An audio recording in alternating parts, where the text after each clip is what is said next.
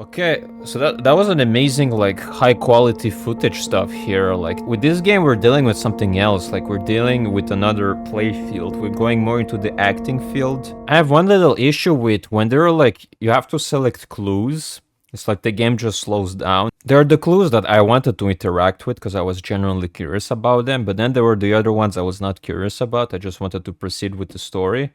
But the game doesn't let you. It wants you to click on every little thing. So when there's like 4 or 5 clues, clicking on all 5 of them is long.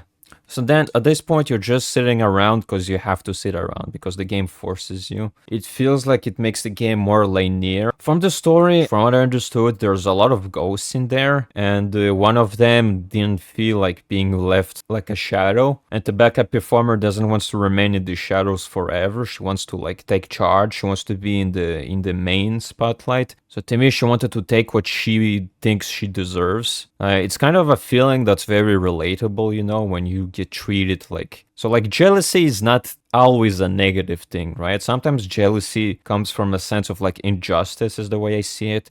You feel like you're not treated equally. You feel like you've proven yourself or something, or that you're up for a task, but you're still not being given an opportunity. That's what jealousy is to me. It's more of a feeling of injustice, you know? It's not that...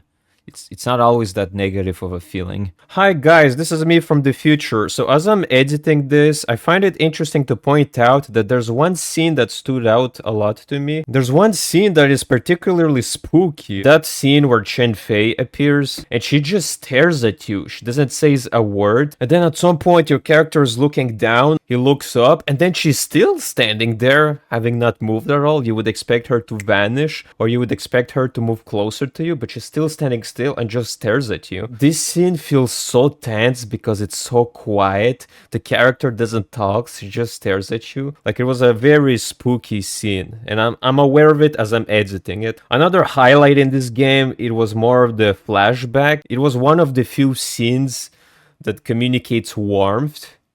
It's placed at the end, and I feel like it's a good scene. It's a good scene to have in such like a morbid atmosphere, in such a dark, cold, cruel atmosphere. It feels good to have this contrast, to have this warm scene close to the ending. So yeah, I just felt like it could be good to just point it out as I'm editing it. The visuals are beautiful, a lot of cool accessories. I didn't expect us to be dealing with a ton of ghosts. It certainly lifts up the bars. At the start, it's all just isolative, but then it seems to be more crowded. Yeah, my only problem is that the game felt more long because it made me click on every little evidence when I thought those were all just optional and I had freedom on what I wanted to click on. So this choose options, this movie style seems to be a style of this dev. They seem to have already released a game, and there's another game that's incoming, same style. So that is the style of this dev, very interesting. That's a lot of hard work to shoot and to have people like be actors. Like, that's a lot of hard work. It's a totally different game field. So that was The Back, or Just Back, by Mystery Crown. And yeah, I'm very curious about where does the dev's journey will lead afterwards.